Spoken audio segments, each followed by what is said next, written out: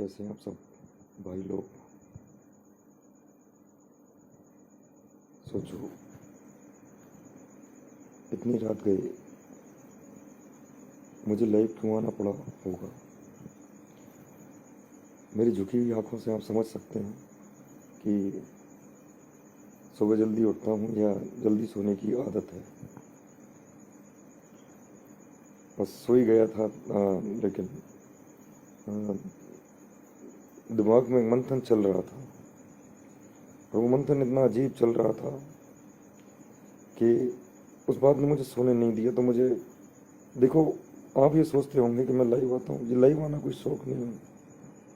Live केवल वही लोग अपने जीवन में आते हैं जो लोग अधिकतर अपना समय अकेलेपन में गुजारते हैं, और जब उनको दुनिया से जुड़ना होता है, बात करनी होती है, तो वो इस साधन के माध्यम से सभी लोगों से बात कर लेते हैं।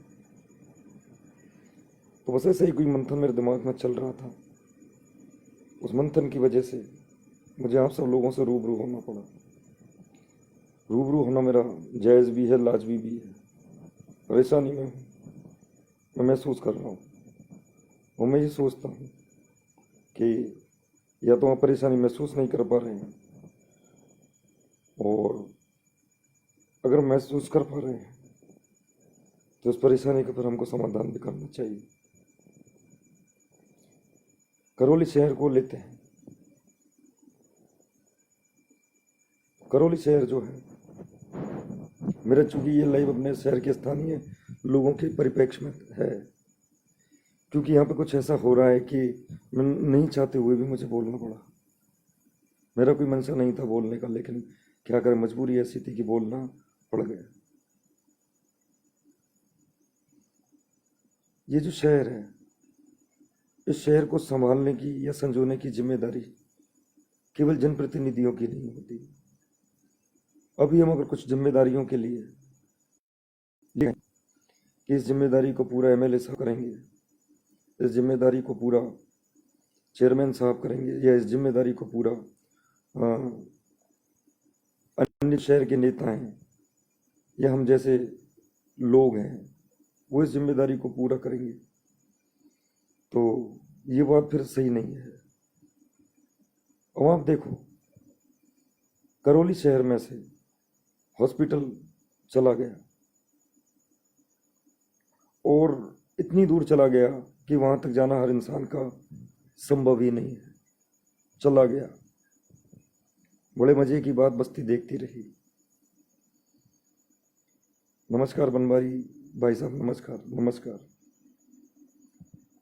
और जहां हॉस्पिटल चला गया, वहां तक आने जाने में जो परेशानी हो रही है, जो अभाव, जो त्रासदी, जो परेशानी उनको झेलनी पड़ रही है, वो अब उनको झेलनी पड़ रही है। अब उनको झेलनी पड़ रही है ना परेशानी। जानते हो क्यों? क्योंकि जब ये हॉस्पिटल जा रहा था तो आप लोग बोले नहीं।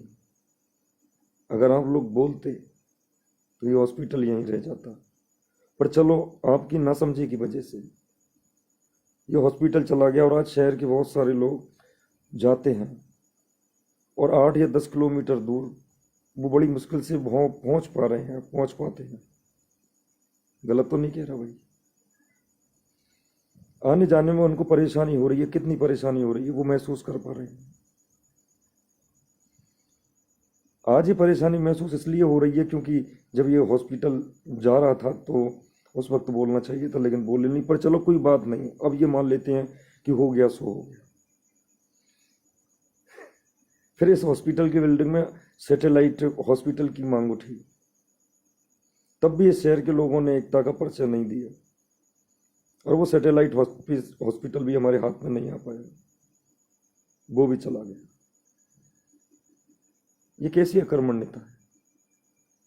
ये जो सुविधाएं आप लोगों के बीच से जा रही हैं, और इन सुविधाओं की यहां से जाने के बाद में जिन परेशानियों का सामना आपको, जिन अभावों का, जिन त्रासदियों का सामना आपको करना पड़ रहा है, आप ही को करना पड़ रहा है ना।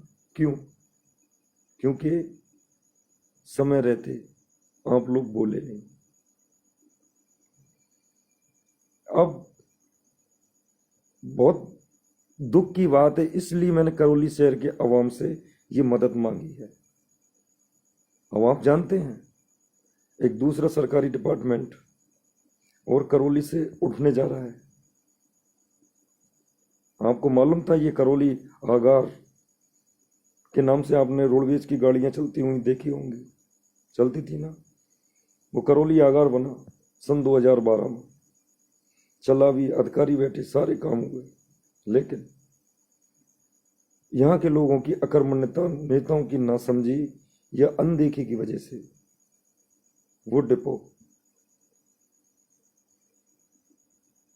नमस्कार नरेंद्र जी, विक्रम सिंह जी आएंगे, अभी इस लाइन पे आएंगे। पहले अभी मैं अपने मन की जो शहर के लोगों में बाशिंदों से मेरी पीड़ा की जो बात है, मैं थोड़ा उनको शेयर कर लूँ, फिर इन बातों का भी अपन सवाल जवाब करेंगे। डन, बिल्कुल करेंगे। तो ये रोडवेज जो डिपो था, ये रोडवेज डिपो भी यहाँ से खत्म हो गया।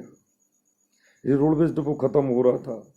मैं पत्रकारों को इसलिए गलत नहीं मानता क्योंकि न्यूज संभाग हो, चाहे दैनिक भास्कर हो, चाहे राजस्थान पत्रिका, चाहे राष्ट्रदूत, कोई सभी अखबार हो, सभी अखबारों ने बड़े बड़े आर्टिकल्स के रूप में ये खबरें छापना शुरू कर दिया था कि करौली के लोगों जागो, ये डिपो जा रहा है, करौली के लोगों जागो, ये डिपो जा रहा है। इस डिपो के जाने से आप जानते हो कि आपको कितनी सुविधाओं से वंचित होना पड़ेगा। अगर ये डिपो यहाँ सुचारू रूप से चालू रहता तो यहाँ से कई और सारी भी साधन चलते और अन्य शहरों के लिए भी साधन, एक्स्ट्रा साधन चलते हैं, नहीं चलते। अब वो तो चलना संभव इसलिए नहीं रहा क्योंकि अब जो डिपो था वो डिपो तो यहाँ से चला गया, जिसके जाने की नींव कल से लग गई। लेकिन करौली शहर का मेरा आवाम वो सोया हुआ है। उनके बीच में से ही उनकी सुविधाओं को शनै शनै करके ले जाया जा रहा है, और इन सुविधाओं के जाने के बाद में जो उनको परेशानी का सामना करना पड़ेगा वो उस परेशानी का सामना अब कर रहे हैं। अब शनै शनै करके और जो सरकारी सुविधाएं हैं उनको यहाँ से ले जाया जा रहा है, और वो चुप हैं। चली जाएंगी ये सुविधाएं। आज ये दूसरा डिपार्टमेंट गया, तीसरा भी चला जाएगा, चौथा भी चला जाएगा, बहुत कुछ चला गया शहर से भाई। एक वो मुझे थोड़ा ज़्यादा उसका याद नहीं है, स्मृति केवल इतनी सी है कि कोई कॉलेज हुआ करता था जो करौली में न होकर के अब अलवर में संचालित है। ये कैसी अकर्मण्यता है आपकी? आपके बीच से आपकी सुविधाएं निकल निकल के आपके हाथों से जा रही हैं, और आप फिर उन सुविधाओं के जाने के बाद में अभाव भी भोगते हैं, परेशानी भी भोगते हैं, और परेशान भी होते हैं। तो भाई मत जाने दीजिए इन सुविधाओं को अपने हाथों से। ये सुविधाएं आपकी अपनी हैं। मेरा आपसे केवल इतना सा कहना है, आप इस बस्ती में रहते हो, इस बस्ती में जितनी भी सुविधाएं हैं, जो सरकार ने हमको सुविधाएं दे रखी हैं, वो आपकी सुविधा के लिए सरकार ने दे रखी हैं। उन सुविधाओं को महत्व समझिए भाई, उन सुविधाओं को महत्व समझिए। वो सुविधाएं बहुत जरूरी हैं, इसीलिए तो सरकार ने आपके लिए लागू की थी। लेकिन जब सरकार ने ये देखा कि आप लोग जब इन सुविधाओं में अनदेखी कर रहे हो या इन सुविधाओं के प्रति आप जागरूक नहीं हो, तो सरकार धीरे धीरे फिर उन सुविधाओं को वहां से कम करती गई। क्यों? केवल इसलिए कि आप नहीं बोले और सुविधाएं आपके हाथ से निकल के जाती रही। सुविधाएं जाती रही, परेशान भी तो आप ही हो। ये बस्ती हमारी माँ है, हमारी माँ। मैं भी सो रहा था, मैं ये चिंतन कर रहा था, मेरे दिमाग में एक विचार आ गया। हालांकि मैं सोते समय कोई विचार नहीं करता, लेकिन ये विचार आ गया तो मुझे ऐसा लग रहा था कि करौली बस्ती जैसे कि मेरी माँ है, और कोई माँ का दुपट्टा खींच ले, और मैं कमजोर बच्चा, एक कमजोर बालक, अपनी माँ की सुरक्षा के लिए, सेफ्टी के लिए फिर चिल्ला रहा हूं, मदद के लिए। तो ऐसे आज मैं करौली बस्ती के सामने चिल्लाया हूं। एक करुण पुकार मैंने अपने दिल की है कि मेरी जो करौली बस्ती है, जो ये मेरी माँ है, इस माँ का चीर हरण सा होता जा रहा है। तो जब ये चीर हरण सा होता जा रहा है तो भाइयों मेरी मदद करो, इन सरकारी सुविधाओं को बहाल रखो। रोडवेज डिपो के लिए पूरे करौली को लामबंद हो जाना चाहिए। सैटेलाइट हॉस्पिटल के लिए करौली के लोगों को लामबंद हो जाना चाहिए। ये मैं ऐसा सोचता हूं क्योंकि ये सुविधाएं नहीं है, सरकार ने उनको दी है। नमस्कार।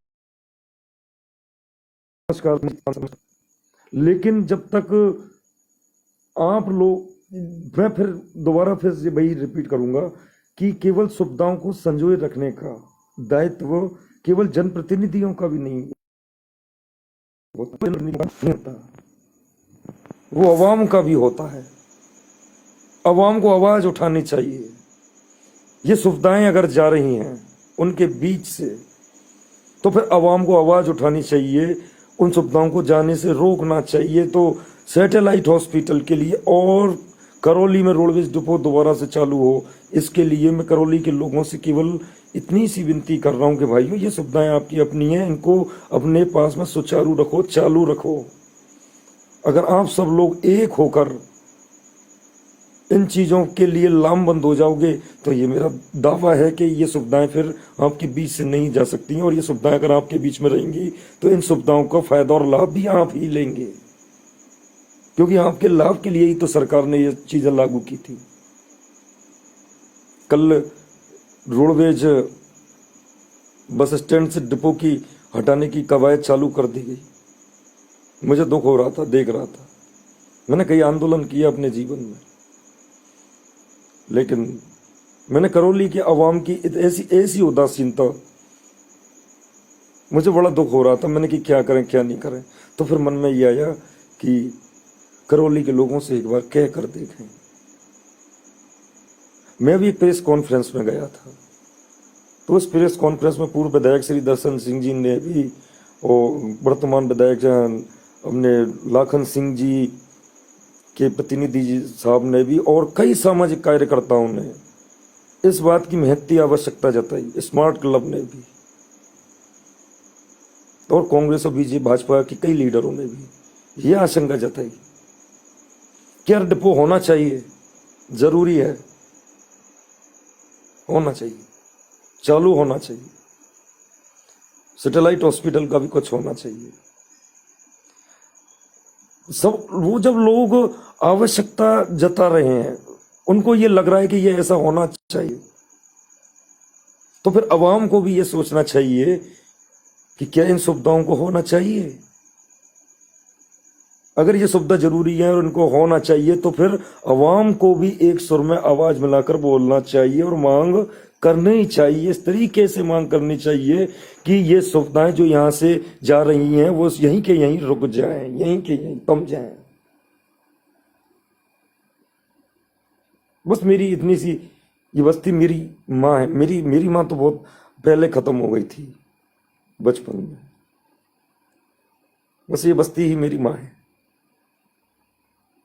तो ये मेरी माँ का एक तरह से अब ये चीरहरण हुआ ना। एक डिपार्टमेंट ले गए, हॉस्पिटल ले गए, डिपो ले गए, और पता नहीं वो कॉलेज ले गए, और पता नहीं क्यों कौन से उनको ले गए। तो ये चीरहरण ही तो है मातृभूमि का, उस धरती का जिस धरती पर हम रहते हैं, हमने जन्म लिया और जहाँ हम अपनी जिंदगी बिता रहे हैं, वर्तमान जी रहे हैं और सारे सुख दुख हम यहाँ भोग रहे हैं, उस धरती के हम ऋणी हैं। और उस धरती का अगर इस तरीके से चीरहरण हो रहा है, तो ये फिर इस बस्ती के, इस धरती के लोग फिर चुप क्यों?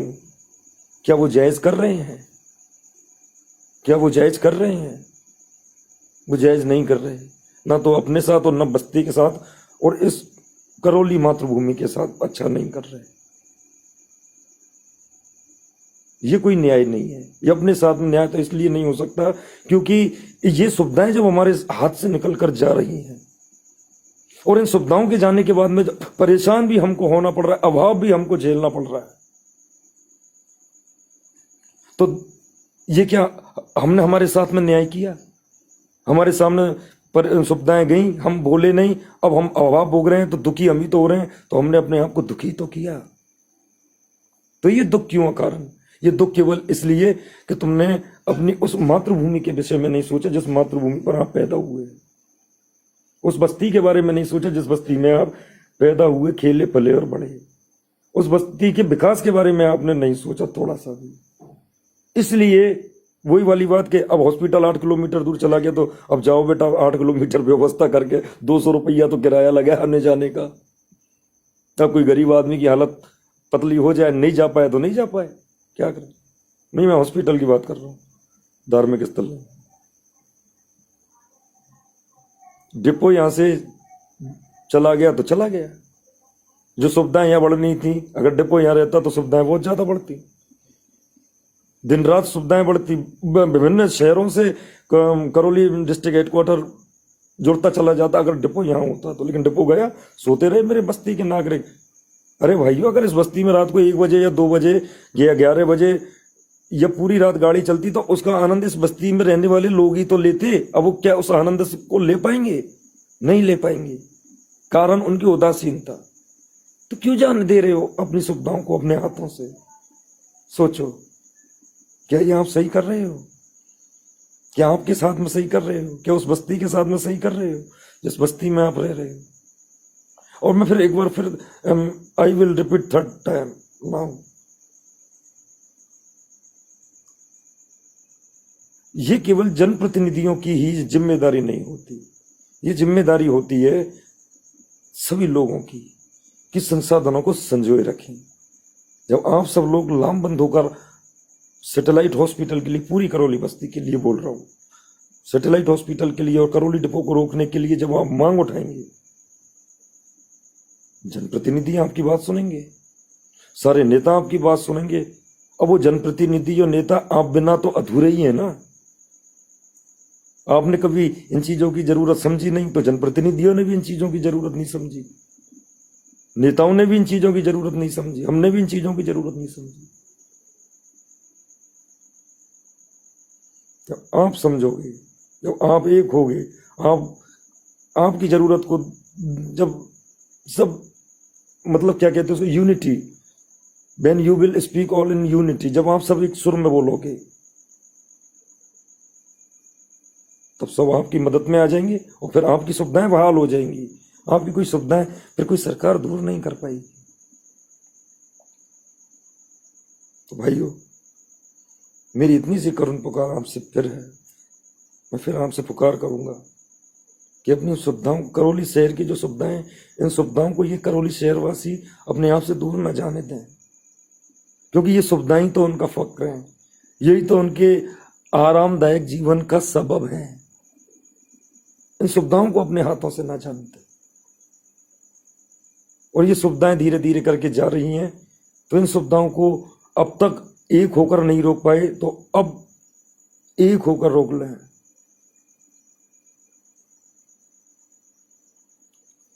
अरे यार, क्या क्या कह रहे हो? धनवारी यार, आपकी जय हो, जय हो, शत शत नमन भाई साहब, आपकी जय हो। इन सुविधाओं को रोक लीजिए।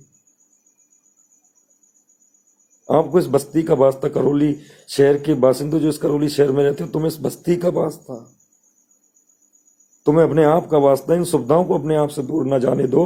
करौली हॉस्पिटल, सैटेलाइट हॉस्पिटल और करौली डिपो को यहीं रोकने की मांग पर सब एक हो जाओ, जिससे तुम्हारी बात को जनप्रतिनिधि भी सुने और सरकार भी सुने। समझो इन सुविधाओं का महत्व। सुविधाएं तुम्हारी अपनी ही तो है, तुम्हारे शहर का ही तो फक्र, तुम्हारा खुद का ही तो आराम है। इसमें समझने की चेष्टा करो। क्या कहूं, मैं सोना चाहूंगा, क्योंकि सुबह जल्दी उठने का एक आदत सी है, तो उठना पड़ेगा। केशव भारद्वाज जी, मेरे इस लाइव को पूरे को रीड करना और मदद करिए। खसमारी जी, मदद करिए, क्योंकि ये काम बस्ती के हित में है और जो सबके हित में होता है वही असली कर्म है, वही श्रीमद् भागवत गीता जी कहती है। व्यक्ति सकल हित में सोचना, सभी के हित में सोचना ही मोक्षदायक है।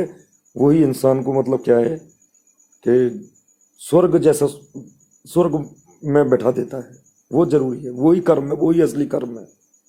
तो इसलिए मैं इस बस्ती के सभी लोगों से केवल इतना सा आग्रह करता हूं इस लाइव के माध्यम से कि आप सभी को फिर जो मैं आप ही की सुविधा के संदर्भ में जो आपसे एक होने के लिए कहा है, आप एक हो जाइए, अपनी सुविधाओं को रोकिए। जय हिंद, जय भारत। और अगर मैं आपको दिल की बात बताता हूं, अगर जरूरत आन पड़ी तो हो सकता है कि फिर मैं इन चीजों के लिए भूख हड़ताल भी करूं।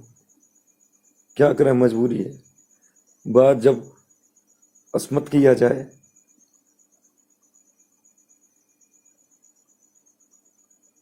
तो फिर जरूरी है, संघर्ष जरूरी है,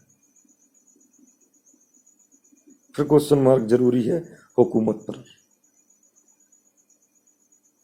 नमस्कार भाई।